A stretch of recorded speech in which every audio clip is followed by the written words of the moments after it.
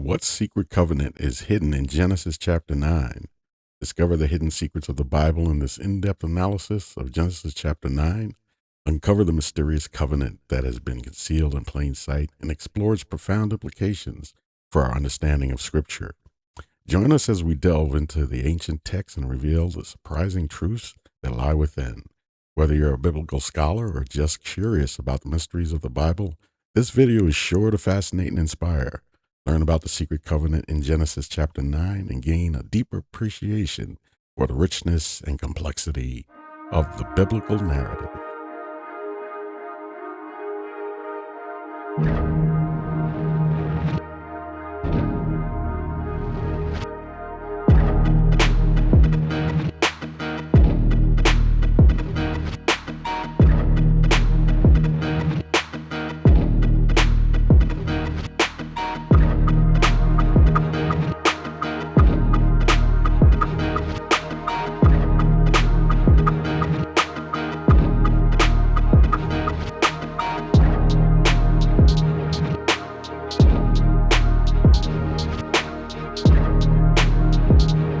Right. Here's the biblical secret hiding in plain sight that 99% of Christians overlook.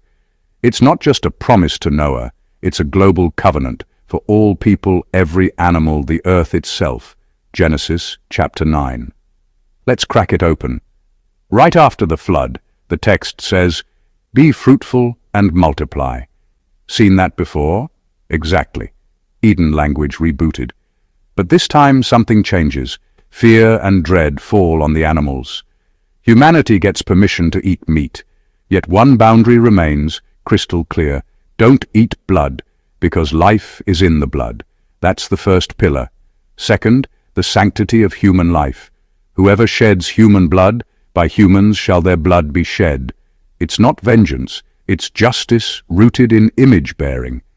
Every person reflects God, so life is not disposable. Then the headline, an everlasting covenant, not a private deal with Noah's family. The text keeps repeating it. With you and your descendants after you, and with every living creature, the birds, the livestock, every beast, all flesh that is on the earth. This is universal. It's pre-Israel, pre-law, meant for everyone, always. The sign? The bow set in the cloud. Think about that. An ancient weapon, unstrung, pointed away from the earth. A visual promise of restraint. Never again will all flesh be cut off by flood. And God says when he sees the bow, he will remember. Not because God forgets, but because covenant love is public, rhythmic, displayed for creation to witness. Why does this matter? It grounds human dignity and justice before Sinai, before church or state. So it applies to all nations. It blesses eating meat, yet guards the life principle, blood, as sacred. That thread runs into Leviticus and even the early church in Acts 15. It expands ethics beyond humans to the rest of creation. God binds himself to animals and the land. Stewardship isn't trendy, it's covenant. And then that strange vineyard scene, Noah wine exposure, a son's dishonor, a curse on Canaan. It's messy, but it's there to warn. Even after a new start, sin seeps back in. The covenant doesn't erase human failure. It restrains cosmic judgment while history moves toward redemption. Here's the hidden in plain sight part. When you see a rainbow, you're not just seeing weather. You're seeing a living contract that undergirds law, mercy, and creation care. It's the baseline of biblical ethics and the launchpad for everything that follows, all the way to the prophets, the cross-new creation. So next storm, look up. That bow isn't cute. It's a cosmic ceasefire, and it still holds over you, your neighbors, every creature, and the ground beneath your feet. If that shifted how you read Scripture, stick around. There's more hidden gold in the very next chapter. Welcome, family, to the Yeshayahu channel, where we bring you the gospel of Yahusha HaMashiach, Jesus the Christ to address the problems of the modern world and to teach you the scripture. So stay tuned. We have an awesome lesson for you today. Trust me, you won't go away empty.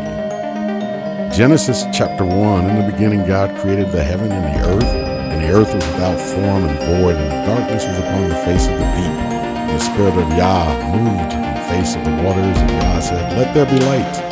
And there was light. Welcome back, family. Today we're going to continue our study of the Bible, going from front to back. Starting in Genesis, we're up to Genesis chapter 9. And today's topic is about what they call the Noahic covenant, or from which the Noahide laws kind of come from. And most people don't understand what that is, or they never talk about it. They talk about the old covenant and they talk about the new covenant. Well, there's another covenant. There's actually several covenants, but this one is prior to what we call the Old Covenant or Old Testament. And 99%, and I'm making that number up because I really don't know, but I say 99% of people do not know about this covenant. And what I'm going to do, I kind of promised that I wouldn't go outside the Bible, and we're reading from the King James Version. But towards the end of this, I kind of really want to address the curses, what people call the curses of Ham, which that's another thing I think people are very misled on. And so we're going to look into that. And I'm going to spend some time in the book of Jubilees. And I think everybody needs to, if you can, get a copy of that, because there's a lot of knowledge in that book. And it answers a lot of questions that, for some strange reason, these religions don't want you to know. So you'll hear questions like, well, who did Cain marry? Like it's some mystery. It's not a mystery. Even your common sense kind of tells you. But they pretend like it's a mystery. No, it's not a mystery. And then another thing, if I have time to, I want to address certain aspects of what is taught in the so-called churches. They mention the Hebrew Bible, and I'm like, what the heck is the Hebrew Bible? These scriptures are Hebrew. It's their scriptures. And somehow this has all been co-opted. Actually, it was co-opted by the Romans. And so now people read what they call the Bible, and the Bible simply means book. And they think that this book is their book. Well, no, that all those scriptures, and 66 of them in the King James Version, or most modern versions, these are scriptures. It's not a book. It was turned into a book by, under Roman control. And you got to understand, might makes right. So the Romans had the might. They co-opted the Hebrews scriptures and turned it into a book we call the Bible. And that's what Bible means, book. So what I see happening is you have, and I'll use this term, you have Gentiles who think the Hebrew scriptures are theirs, right?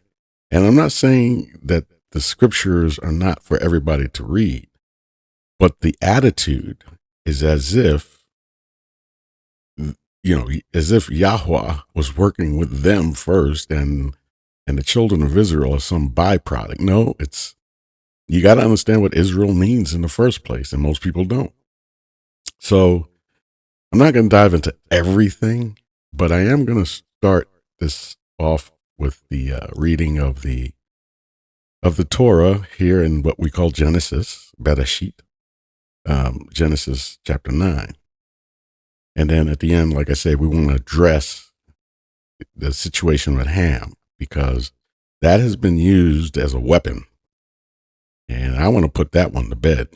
So I'm going to go through the scriptures, and then I'm going to jump into Jubilees, starting somewhere in chapter 8. But we'll start to understand what it is, for instance, why the Canaanites were so attacked and despised. There's a whole lot to it, and the book, the Bible, Genesis, doesn't go into it. We just see the aftermath. So Jubilees goes into it, and there's a lot more to it than you might imagine. So let's start with Genesis chapter 9, verse 1. And God blessed Noah and his sons and said unto them, be fruitful and multiply and replenish the earth. Where have we heard that one before? This is a do-over. But he gives the same command, be fruitful and multiply. Same thing he said to Adam and Eve, right? And so this is kind of the do-over. And we're gonna start this thing off right. Because Yah's in the house tonight, right? So bear with me. And the fear and the dread shall be upon every beast of the earth, and upon every fowl of the air, upon all that moveth upon the earth, and upon the fishes of the sea. Into your hand are they delivered. So what's starting to happen, and you'll start seeing the process, is that like more laws or restrictions are being placed. So animals will now have a fear of man. They didn't have that in the beginning. Everybody got along. The lions and the lambs got along. It was even though Adam and Eve were pushed out of the garden, there was still an original grace, if you will. But now we're getting more specific, and the fear and the dread of you shall be upon all beasts. So now animals start to fear man. And that's spiritual, because man is not right in the head. And today we think we're good. We think we're superior. We think we're better. But this is the most abominable period in human history right now. The things we think are like, wow, man achieved this, man's in technology and this, that, and the other. You know, and I remember people comparing, the Roman Empire, for instance, saying, oh, nothing's changed. You know, the Romans were doing all sorts of stuff too. You got to understand something. This was the Roman Empire, even though it was a martial empire, a military empire, the general populace were farmers and artisans. So basically, if you're an agricultural, and everybody at that time was agriculturally based. So you got to understand, there's no electricity. So basically, you were getting up just before the sun rose, and you were working in your fields to just before the sun went down. You did not have time to be doing what I call Caligula stuff. No, your average Roman was working his butt off. And I'm not going to get all into the Roman history, but their downfall, one of the main things, was as they spread, they started to gain slaves, and then had the slaves working in the fields, which generally makes the general populace a little lazier. And it kind of starts from that until you overpopulate your country with people who don't share your culture. And we see that in a lot of cases today. But I'm not here to get into that either. But the Roman Empire followed a certain pattern to its destruction. Now, it still exists, but it's a loosely held together confederation of nations. It's the same people. And that's what we seem to not understand when they say, oh, how come this country is not mentioned in the Bible? Because that country is just part of the Roman Empire. Time does not affect Yahweh. Time is for us. He's outside of the space-time continuum. So what he called Rome back in the day, he's looking at the same people and he's still calling them Rome. These names we invented, and I won't go through the names, but I think you could pick up what I'm putting down here. Just understand what nations or tribal nation states made up the Roman Empire, and you'll see that the Roman Empire just expanded around the globe. In one sense, you could say Japheth has been enlarged. So, anyway, but getting back to this.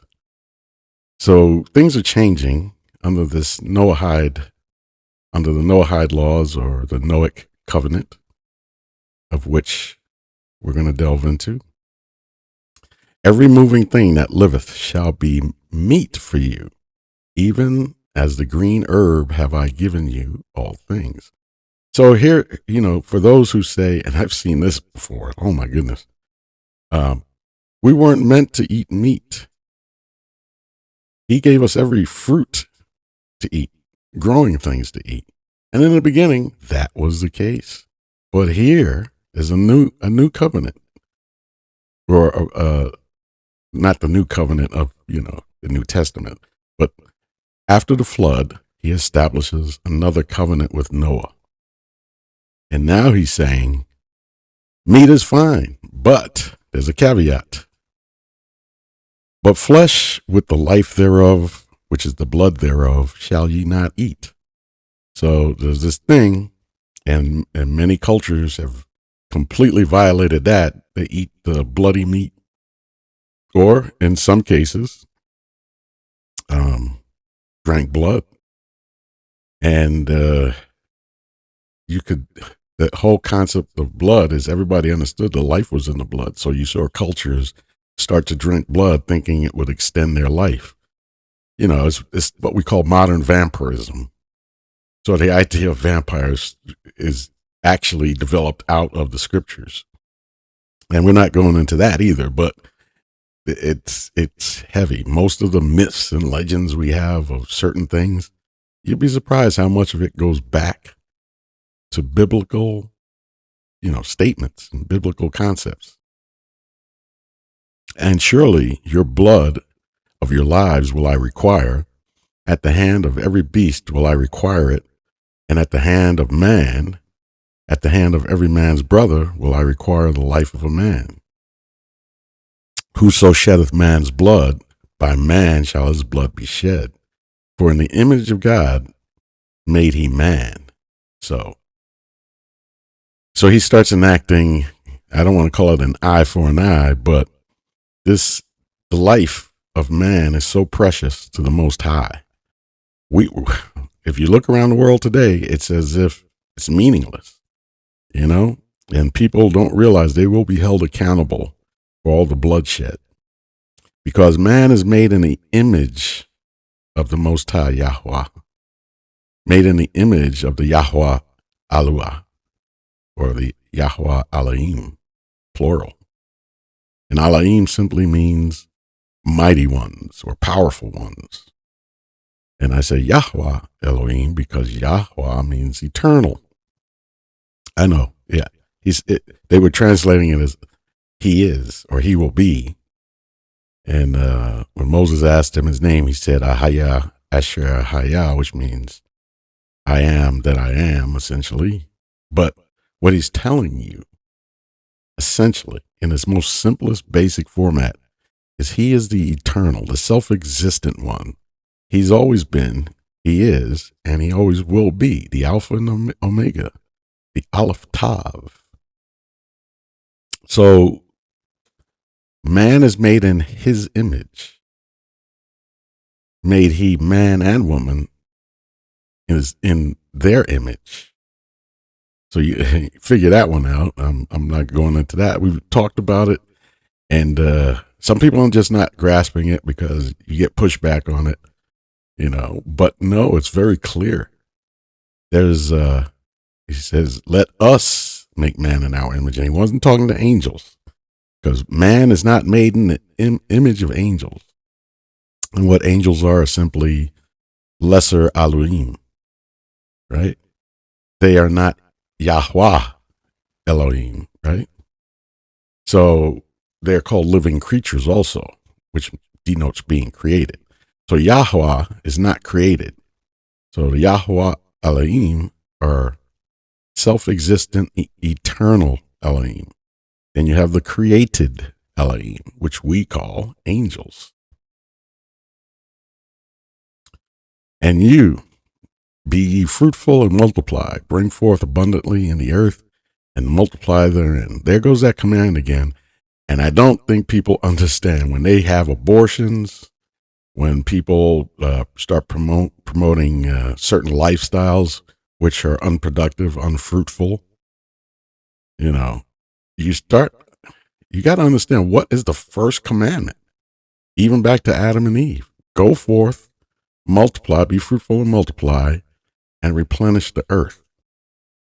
The worst thing we're doing, if you look at the world statistics on births, is that we are dropping below the replacement. We have dropped below the replacement rate. So that's satanic. So anything convincing man to stop multiplying is satanic, is a sin. And you know, I know people, that's a hard one to get. There's certain commandments that don't seem overtly evil. Like, hey, well, I graduated college. I want to start a career. I don't have time to have 5, 6 kids, blah, blah, blah. And the society that's been created by man makes sure it's difficult to have 5, 6 kids. So everybody's scrambling to get this fiat currency, this money. That becomes the most important thing. And this money is not even real. It's fake. It's not backed by anything. It's fiat. And so people put aside having children to chase careers. And I could tell you, chasing a career is not what you think. What you're really doing, chasing a career, is basically just chasing a piece of the system. A system that's designed and built to destroy you as a species. Ultimately, you'll find that out. I don't think people get it yet. And what I'm saying might seem out of pocket, but if you really focus and look at what's going on, everything is being designed to keep you from being fruitful and multiplying. It's being designed to keep you from owning land. And why would it be designed to keep you from owning land? What did Henry Kissinger say? Kissinger said, control the oil, control the nation, control the food, control the people. They're taking that away from you. They're taking that out of your hands. Because are you a farmer? Do you grow your own food? And I mean food enough to feed your family for a year or 2. No. This whole system is being designed to enslave you. And is very effective because you don't even feel it. You don't even see it coming. It's only now, as prices of groceries start to skyrocket, that you start questioning things. It's only now that the supply chains are being disrupted. Your grocery store may have empty shelves sometimes. And what you don't realize is you are 2 days, maybe 3 days away from starting the process of starvation. You're depending on grocery stores. That's something Thomas Jefferson, I'm not a huge Jefferson fan, but that was a really smart dude. One of the things they called the Jeffersonian, concepts, I guess, for lack of a better term, is that he wanted America to stay primarily agrarian because he understood that as long as the average individual American could grow his own food, he could honestly maintain a separation. He could actually be free. If you don't grow your own food, and then, the Industrial Revolution kicked in and then people started becoming employees. When that first started, everybody laughed at you. If you were an employee of some company, they called you a slave. I'm not joking. They looked at employment as slavery. Today, everybody's an employee. Very rarely does somebody have his own business. And his own business is still dependent on the systems in place. Like, platforms like YouTube, right? So it's something to think about. I go off on a tangent, but all these thoughts are running through my head and I have to say them out loud. And these are things I can't say to your average Joe on the streets, so I have to say it here and hope I don't get in trouble for it. But yeah, there's a lot going on. You don't realize how close you are to the cliff's edge. And I think they got one more thing to do before they just blatantly out in the open say, we own you. So keep that in mind, and let's continue. And God spake unto Noah and to his sons with him, saying, And I, behold, I establish my covenant with you and with your seed after you. So there's a covenant being established. One that's not talked about, by the way. It's more than just the old covenant. It's more than just the new covenant. This is the Noahic covenant. And with every living creature that is with you. So this covenant is for everything walking around, even growing, of the fowl, of cattle, and of every beast of the earth with you, from all that go out of the ark to every beast of the earth.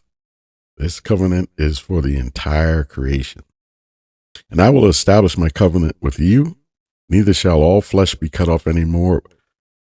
Caveat, by the waters of a flood. Most people read that and they just skip right through it. He's promising not to flood you again. He's not saying he's not coming after you for doing wrong. He's not saying he's not coming to judge. He's just saying he's not going to use the waters of a flood. So, and it says, neither shall there any more be a flood to destroy the earth. Okay, so let's scoot up. There's a lot more to talk about. And God said, this is the token of the covenant which I make between me and you and every living creature that is with you for perpetual generations. So it doesn't say there's an end to this. This is the operating system that we've been given. And some people say, okay, that was good up until, the law and the covenants were given to Moses. And that may be the case, but it does say perpetual. I do set my bow in the cloud, and it shall be for a token of a covenant between me and the earth. We still see the rainbow, don't we?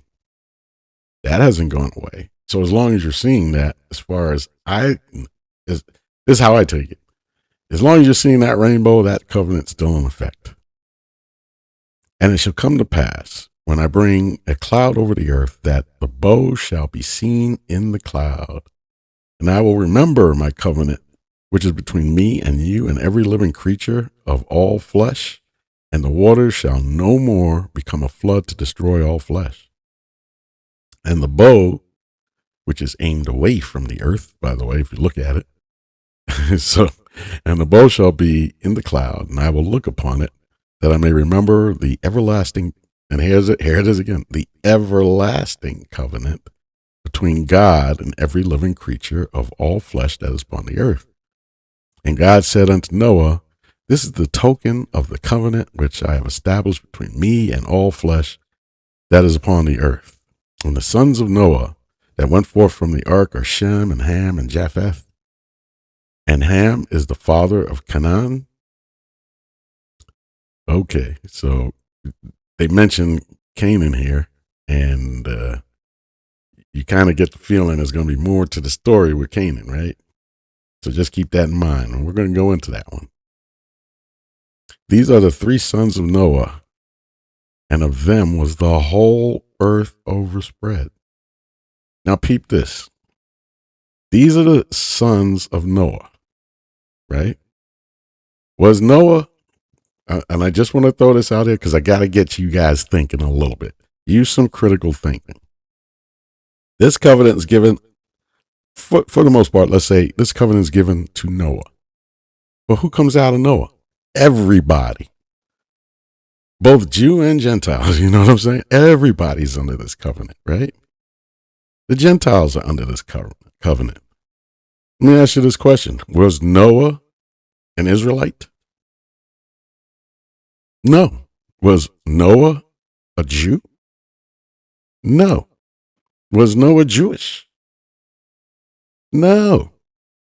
So I want you to start thinking in those terms, because today the Ashatan has put so much poison in the word. People can't, you have to start this thing off right. Okay. Because like I said, if you aim a laser beam at the moon and you start off just a millimeter off target, by the time that beam gets to the moon, you're about 200,000 miles off target. You got to start this thing off right. So understand, Noah is not a Jew, right? Noah is not an Israelite. Noah is not Jewish. Get that in your head. You need to understand these principles before you move on. And Noah began to be a husbandman, a farmer, and he planted a vineyard. And he drank wine and was drunken, and he was uncovered within his tent. And Ham, the father of Canaan, saw the nakedness of his father and told his two brethren without. So we have to ask the question, what does it mean? And I've heard all sorts of stuff on this topic. And it's crazy. That particular line has been used throughout, I guess you would say, recent history as justification, essentially, to demean a certain group of people. So, and Ham, the father of Canaan, saw the nakedness of his father, and he told his two brethren without. And Shem and Japheth took the garment and laid it upon their shoulders and went backwards and covered the nakedness of their father. And their faces were backward, and they saw not their father's nakedness. And Noah awoke from his wine, and a lot of people are like, well, Noah, we thought you were a righteous man. Look at you. You're passed out drunk. Noah's just a man. He had been through the most horrific experience in human history. Cut him some slack. And also, let's go back up here. And Canaan saw and Ham, the father of Canaan, saw the nakedness of his father. And I've heard some really despicable people say some really despicable things. They're basically, because they have a certain agenda, they're basically saying, and I don't even want to say it, it's really stupid, but they read all sorts of things into this. Now, this term nakedness, now I know it's English, but basically this can mean several things. And I've heard people render it, the possibilities of what it's saying, using other passages, which makes more sense. So Ham saw his father's nakedness. That could actually mean, because what does it say Reuben did? Reuben discovered his father's nakedness. And how did he do that? Well, he slept with his father's concubine. I want you to think that through. Could it be that, something happened, something went down that, I don't even think it was that, though. It might be as simple as it's spoken of. And there are certain cultural laws, I guess you would say, certain things embedded in the culture that you don't do. And it might be as simple as he saw his father naked, Let's see. And Noah woke from the wine, knew his younger son had done unto him, and he said, "Cursed be Canaan." Okay, wait a minute. So Ham saw him naked, but he doesn't curse Ham. He curses Canaan. That's going to come back up. So why didn't he curse Ham? If Ham's the one that saw him, this may not even have had anything to do with the fact that Ham saw him naked. It might have been just a spiritual vision that hit him all at once. It wasn't like he was cursing somebody. He was basically saying Yahweh is going to curse Canaan, or Yahweh is cursing Canaan. And they just mention it. It's almost disconnected from the other thing. It is disconnected because Ham saw him naked, or saw his nakedness, And then click, here we drop down to out of the blue. Canaan is cursed by Yahweh. So there's a couple things to note that for those who've tried to use Ham, the progenitor of black people, some black people. And that's another thing they twist. They suggest that black people come from Ham, which is true. But not all black people come from Ham. And if you go to the Zondervan's Bible Dictionary, it will say Ham is the progenitor of the black Africans, but not the Negro. Now, I want you to think about that. That's a very renowned Bible dictionary, and even the author understood that not all black people are descendants of Ham. There's a reason Moses fit right in with the Egyptians, and there are people who don't want to accept it because it doesn't fit their agenda. So there's an agenda. In order to justify the transatlantic slave trade, or even the Saharan slave trade, you might argue that was worse. They had to say, hey, see, Ham, these are people of Ham, and the scriptures say they'll be servants unto their brethren. Well, no, the descendants of Ham are not cursed. Only this one group, Canaan, was cursed. And not cursed by Noah, cursed by Yahweh, the Most High. So, in order for Ham to be cursed, that would make Yahweh, the Creator, a liar, because he blessed all three sons. And then what Yah has blessed, no man can curse. And I think, give me a second here, I got to check something.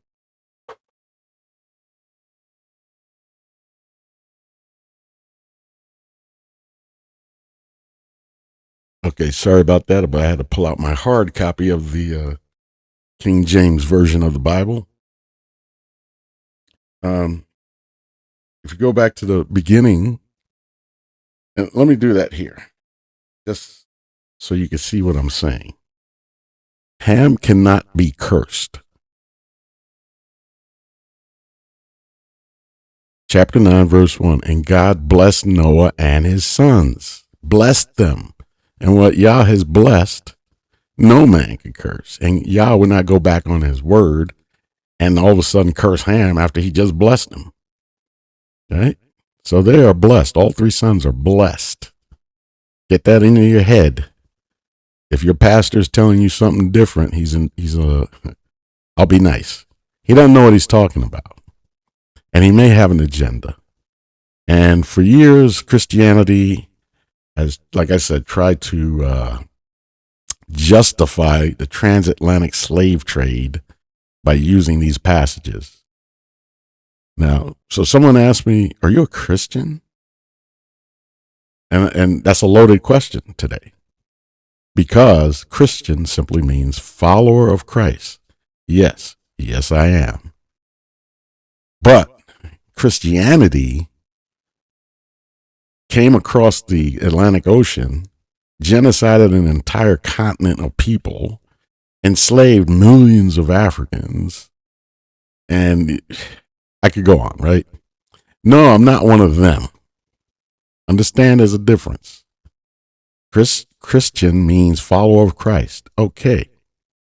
Christianity is a man-made religion that has a hierarchy created and developed in Rome. And I'm not going to use this video to get all into that, and then of course you had the Protestant Revolution where they broke away from the church that the Romans had created, and yet they did not go far enough. And the Catholic Church kind of laughs at them, saying, you're still under our authority. Why? Because you still observe Christmas, which is a pagan ritual that they adopted to unify the Roman Empire. They still observe Easter, Ishtar, the Queen of Heaven.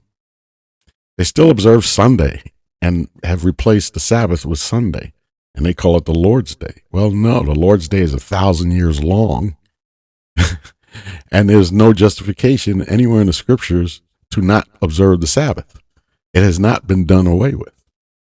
And the Catholic Church will tell you that.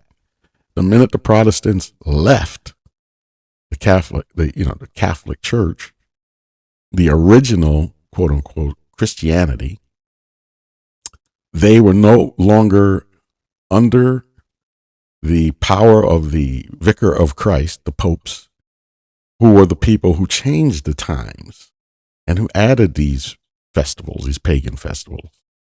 And when they did that, according to the Catholic Church, they should have gone back to observing the Sabbath, which they didn't.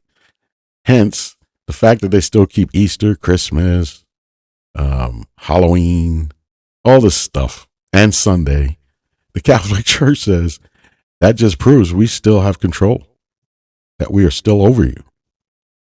Because if you wanted to be righteous, you would have went back to keeping the Sabbath and the feasts of the Most High. And people don't realize that's a thing. The feasts of the Most High, Passover, the Feast of Weeks, Feast of Trumpets, or what we call today Yom Teruah, Yom Kippur, the Day of Atonement. They should have went back to observing all those things, and they didn't. Because people seem to miss the point. The point is that the original Christians, meaning according to the Hebrew scriptures, the New Testament, were all Jews. You follow? And from there, it expanded. It expanded into Africa before it expanded anywhere else, really. The oldest manuscript is really, or the oldest, what we call Bible, the Ethiopian Bible. And people don't get it. They think, Europeans came down and said, we brought Christianity to Africa. No, you didn't. Africa was I don't want to call it Christianity. The scriptures of the Hebrews was well embedded into Africa long before it got embedded into Europe. In fact, when you understand history properly, there were more Jews in Africa than in the Levant, than in Palestine. I mean, there's so much history that people just don't get. They don't know. And after 70 AD, the Romans chased out the Jews. They didn't go into the Roman Empire. They went into Africa. You follow? And there's so much history on that. I'm not going to go into it here, of course. I keep saying that, but every time I start talking, I start thinking of stuff. It'll just pop in there, and I go, boy, that should be a video by itself.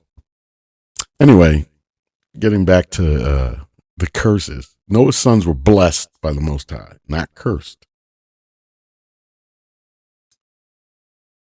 So and I think we're going to get to it. He says, in fact, let me scroll back down to cursed be Canaan.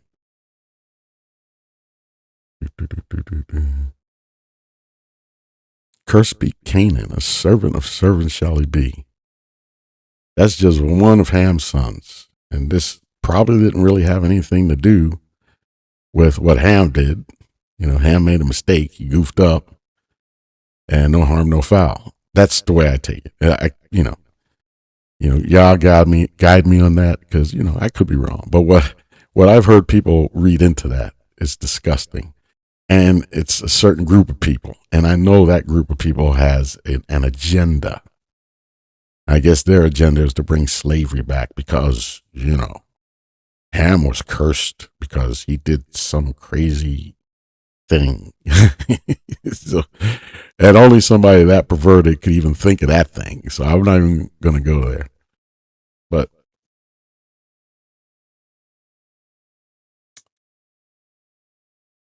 yeah, so we talked about Ham being blessed in Genesis chapter 1.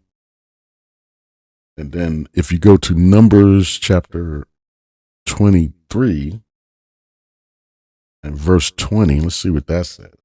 I got a note in my Bible to go there. Back in the day, that's what I did.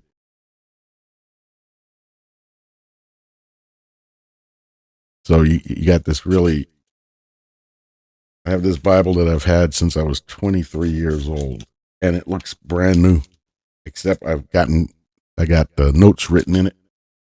all over the place.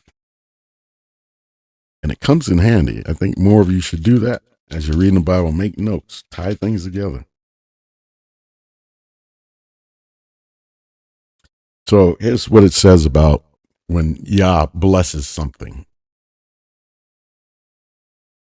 Behold, I have received commandment to bless, and he hath blessed, and I cannot reverse it. So that was Balaam talking to Balak, king of Moab. He's basically saying nobody could curse what God has blessed. So that's why I made the note, apparently. So I like that one. It connected the dots pretty nicely there. So anyways, yeah, I'll leave off that subject, but I'm going to go into the book of Jubilees to go more into what happened as the sons of Noah expand across the earth. In fact, what I'm going to do, because this is a lot, I'm going to break it up into another video, because we've been on this video for a while now, and there's a lot more to discuss just in this one chapter. So here's a good one. It's got to be a third video. God shall enlarge Japheth. Japheth. There's no letter J, by the way, in Hebrew or Greek. And he shall dwell in the tents of Shem. What the heck does that mean? And Canaan shall be his servant. We got to think this through. Japheth shall be enlarged. What does that mean? Well, I can kind of see it if you just understand who Japheth is today. And he shall dwell in the tents of Shem. That's interesting, because if you get back to the original language, if you look at it from a Hebraic perspective, it's insinuating that Japheth will be deceived into dwelling in the tents of Shem. He'll be in Shem's house. So the question is, where's Shem? How is Japheth dwelling in Shem's house? Is Shem home? Or did something happen to Shem? You know, that's the $64,000 question. But in today's money, it'd be more like a $64 million question. And Noah lived after the flood 350 years. And all the days of Noah were 950 years, and he died. So I think I'm going to leave off there, because when I'm going to jump into Jubilees on the next one, and there's a lot to be said. And again, when I jump into Jubilees, we're going to focus on the sons of Noah and their blessing, right? Shem, Ham, and Japheth. And remember, keep this in mind, these guys are not Jews. This covenant was given to Noah and to his sons. None of them are Israelites, and none of them are Jews. And 99% of Christians have no clue. Their minds can't wrap around this. They just can't. I don't understand how their minds can't wrap around this. Because what you're going to find is these guys from the beginning, and maybe we can talk more about that, but they were observing the Moedim. And do we know what the Moedim is? It means appointments in Hebrew. And the appointments are simply the feasts of the Most High. You know, those festivals that everybody today, every Christians today say, oh, that's meant for the Jews. No, buddy. You're not getting off the hook that easy. The Moedim was given to Noah. Noah understood them. And he taught Shem, Ham, and Japheth the Moedim, meaning Passover, right? The Feast of Weeks, the Feast of Unleavened Bread, Pentecost, which was called Shavuot, the Feast of Trumpets, Yom Teruah, Day of Atonement, Yom Kippur, and Sukkot, which is the Feast of Tabernacles. But these are the progenitors of all men. And they were doing these. So again, I go back to what the Catholic Church said. Hey, you Protestants, you should have went back to the Noahide situation. You should be observing the Moedim, the Sabbath. That's what they did. They all understood the Sabbath. You know, Moses didn't make this stuff up. What Moses did was, man, we've been slaves in Egypt for like 210 years or whatever it was. Notice they were not slaves for 400 years in Egypt. So where was that prophecy fulfilled?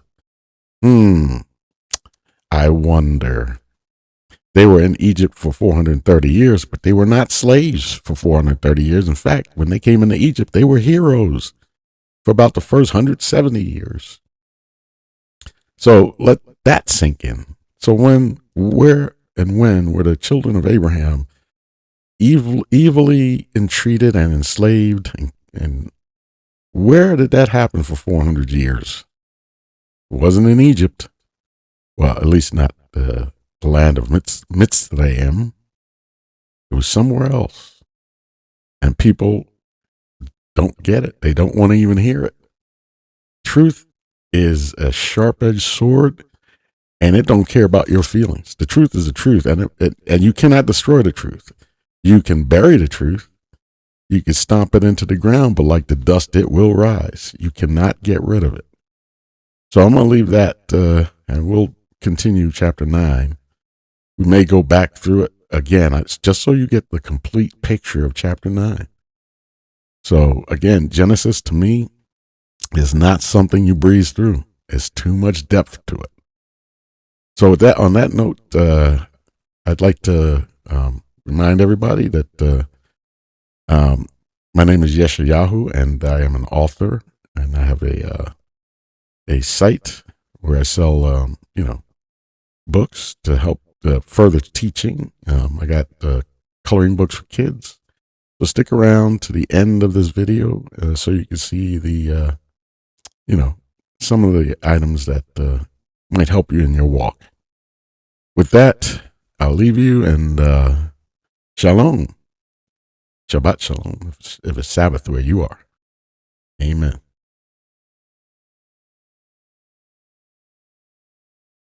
Can I uncover the hidden covenant in Genesis chapter 9? Genesis chapter 9 is often seen as the story of Noah and the flood, but there's more to this chapter than meets the eye. As we explore it, you might be surprised at what we find. Many focus on the rainbow covenant, which is indeed a significant part of this chapter. However, there's another, often overlooked covenant established with all humanity. This covenant isn't just a side note, it's a foundational aspect of our relationship with God and with each other. Understanding it can actually change everything we thought we knew about this chapter. The covenant in question isn't limited to Noah's descendants or even just the Israelites, it's much broader. Delving into the specific verses, like Genesis 9:1-7, we see God giving instructions and blessings to Noah and his descendants. He talks about the food they're allowed to eat, the sanctity of life, and the importance of justice. What's striking is that these commands aren't just for Noah's family, they're universal. This universality is a clue to the broader implications of this covenant. The core secret here is that this covenant isn't just with Noah, but with all of humanity. It's establishing principles for human society and government that still resonate today. These principles include the value of human life, the need for justice, and our responsibility towards creation. This understanding opens up a new perspective on human responsibility and our relationship with the world around us. In summary, the secret covenant in Genesis 9 provides a framework for understanding human responsibility, justice, and our relationship with creation. It extends far beyond the immediate post-flood context, speaking to us today. What do you think? How does this understanding change your perspective on Genesis 9? Share your thoughts in the comments below. If you're interested in more deep dives into biblical texts, consider subscribing for more content like this.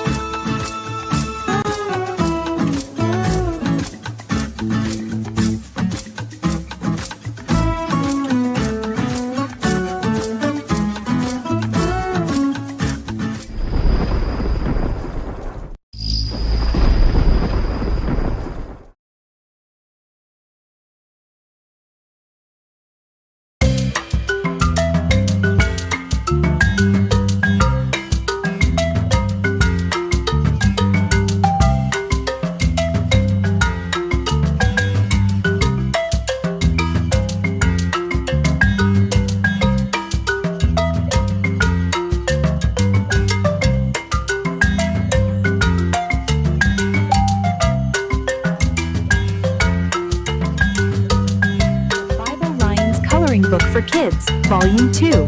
Available August 15, 2025 on Amazon. The Bible Lions Coloring Book for Children. Color 30 fun designs of inspirational verses and Christian artwork. A beautiful children's coloring book designed to fill your child's mind with the positive words of God's love. The Bible Lions Coloring Book for Kids was designed to be a fun yet effective way to help children calm their tension. Hand-lettered quotes and adorable hand-designed illustrations will inspire your child as they reflect on God's promises.